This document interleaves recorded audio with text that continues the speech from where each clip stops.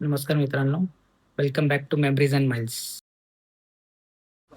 या व्हिडिओमध्ये मी सांगणार आहे की मी कुठे-कुठे ब्रेक घेतले लंच, डिनरचे आणि ही ट्रिप मी कोणाकडनं ऑर्गनाइज केली, टोटल टोल किती लागला. इन्फॉर्मेटिव्ह व्हिडिओ आहे हा. रात्री आम्ही 11 वाजता निघालो वाशीतून आणि सिन्नरच्या पुढे हा HP चा पेट्रोल पंप आहे. इथे आम्ही सगळ्यात पहिला ब्रेक घेतला. भूक लागली होती, तर शेवभाजी मागवलेली. सगळं काही बंद होतं. शेवभाजी अवेलेबल होती आणि ती खूप मस्त होती.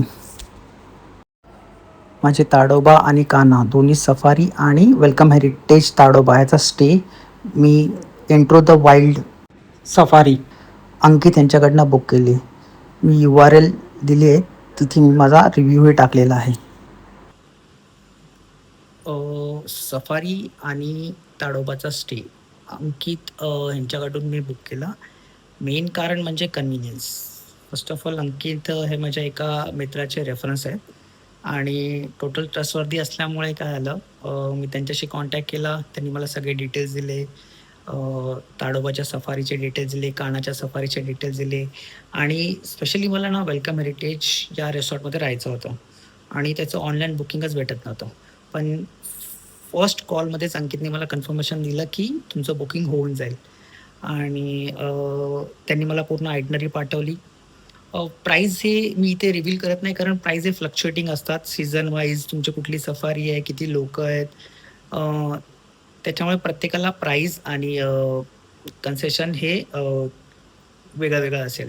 आय एम शुअर अंकित ते तुम्हाला चांगली डील करून देतील. ओके. हायली रिकमेंडेड आहेत.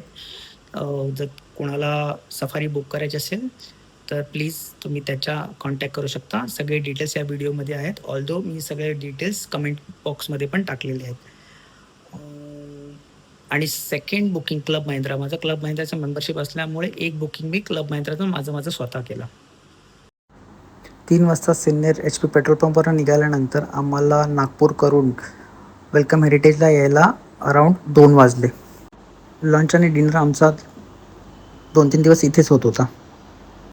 2 दिवसानंतर जेव्हा कान्हासाठी आम्ही निघालो, तेव्हा इथे क्यूब स्टॉप मल्टी क्युझिंग नावाचं जे रेस्टॉरंट आहे, तिथे आम्ही लंच केला. रेस्टॉरंट खूप छोटं आहे, पण जेवण खूप चांगलं आहे. क्यूब स्टॉप हे रेस्टॉरंट आहे. ह्याच्या तुम्ही ॲम्बियन्सवरनं किंवा आउटर लुकवरनं जाऊ नका. बाहेरून बघितलं तर असं वाटेल की एखादा बंद पडलेला मॉल आहे. पण प्लीज व्हिजिट करा. चांगली पार्किंग आहे, इलेक्ट्रिक चार्जिंग पण आहे. 2-3 लोकच कामाला आहेत. टेबल पण थोडेसे मेसी आहेत, पण जेवण खूप चांगलं आहे तिथे.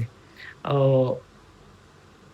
त्यामुळेच बहुतेक त्याला ना Googleवरती 4-5 हजार लोकांची ऑलमोस्ट 4 स्टार रेटिंग्ज आहेत.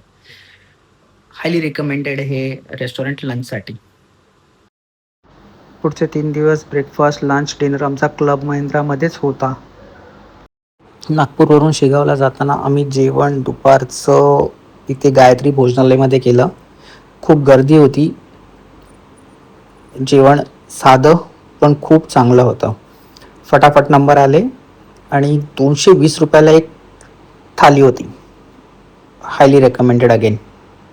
शेगाववरून रिटर्न येताना रात्री ऑलमोस्ट 11:30 पावणे 12च्या दरम्यान हे हायवेवरती छोटंसं रेस्टॉरंट आम्हाला दिसलं. हा टोटली लक बाय चान्स आम्हाला मिळालेला रेस्टॉरंट आहे. एकदम शेडी वाटत होतं, पण ऑलरेडी आतमध्ये एक फॅमिली बसलेली. ते पाहून आम्ही तिथे गेलो आणि लकीली आम्हाला खूप चांगलं रेस्टॉरंट सापडलं. अ, या व्हिडिओमध्ये मी डिझेलचे प्राइसिंग किंवा कुठे-कुठे किती डिझेल टाकलं ते इन्क्लूड करत नाहीये. कारण डिझेलचा प्रॉब्लेम असल्यामुळे जिथे मिळेल तिथे मी टॉपअप मारत होतो. ₹1000, ₹2000 मी ₹500 सुद्धा टॉपअप मारलेलं आहे. Just to be on a safer side.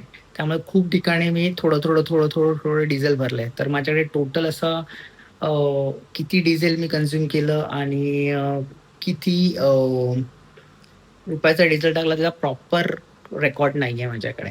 पण जर तुम्ही बघाल तर ऑलमोस्ट मी अ, 2,500 किलोमीटर ड्राईव्ह केली आणि मला ॲव्हरेज गाडीमध्ये दाखवतोय 15-16चा. त्याचं कॅल्क्युलेशन करायला लागेल, की थिअरेटिकली किती मायलेज मिळाला. बट स्टिल तो मी रिकमेंड नाही करू शकत, कारण बऱ्याच ठिकाणी मी गाडी उभी होती. 3-3 तास मी झोपलोय. गाडी टी ब्रेकला गाडी उभी असतानाच गाडी चालू होती, कारण श्री आतमध्ये झोपलेला होता. तर मी डिझेल मायलेज याच्यामध्ये इन्क्लूड नाही करत आहे या व्हिडिओमध्ये. हे आहेत टोटल टोल चार्जेस. मला एकूण 3,515 रुपयाचा टोल भरायला लागला.